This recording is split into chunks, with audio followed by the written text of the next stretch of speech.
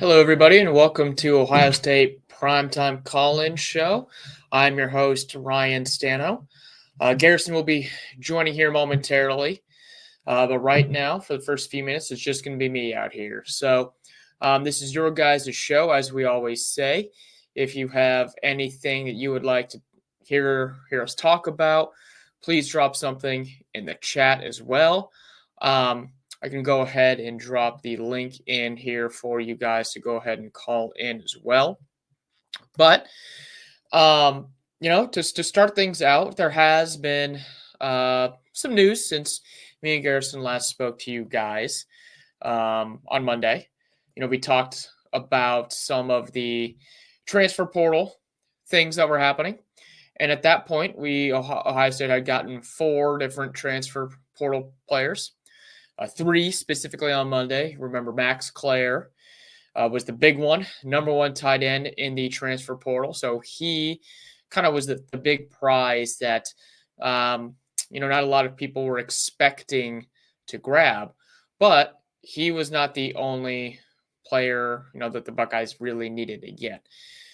They still needed help on the offensive line, and they went ahead and they got it.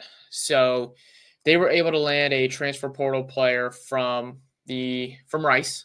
His name is Ethan Onawana, and he was actually a 3-star, according to 24/7 Sports, a 3-star offensive tackle within the transfer portal itself. But he is he's a big dude. He right now stands at 6'5". 6'6", 345 pounds. He's a big guy. He's from the state of Texas, and he's got a lot of starting experience. And a lot of people like what his potential is because of that big 6'6" frame. So we know he can play tackle, but depending on what Ohio State has, they might end up putting him at guard, depending on what else happens in the transfer portal. So they still have some work to do.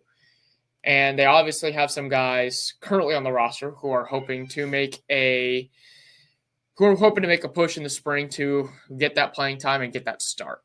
So, we'll see what happens. But he was the big transfer portal get for the Buckeyes since we last spoke. Something else that I actually found interesting, and I'm not sure if you guys caught this, and again, if you want to hear me talk about anything, go ahead, drop it in the comments of the show, or use that link. There was a former Buckeye who actually appeared on a podcast within the last week, and he appeared on Amon-Ra St. Brown's podcast because he is teammates with Amon-Ra, and that former Buckeye is Jameson Williams, and he had some comments when he was asked about what he thought about Ohio State. So Amon-Ra asked him what he had to think about Ohio State. He said, "Man, I got nothing to say about Ohio State." There was another clip where he had some other choice words that I won't repeat here, but in so many words, he basically decried the fact that he didn't get any opportunities. And what's it's strange because you think about the team that Ohio State had that year. The wide receiver room specifically was one of the greatest wide receiver rooms anyone's seen. That room produced 4 first-round picks, Williams included, because then he transferred to Alabama. But on the depth chart, he was behind Chris Olave, and he was behind Garrett Wilson. Jackson Smith-Njigba was on the team, but he didn't really play a whole lot that year. But I'm not really sure. I guess Smith-Njigba did play a little bit. But again, of those 3 guys, I'm not really sure who he thought he was supposed to get more time over.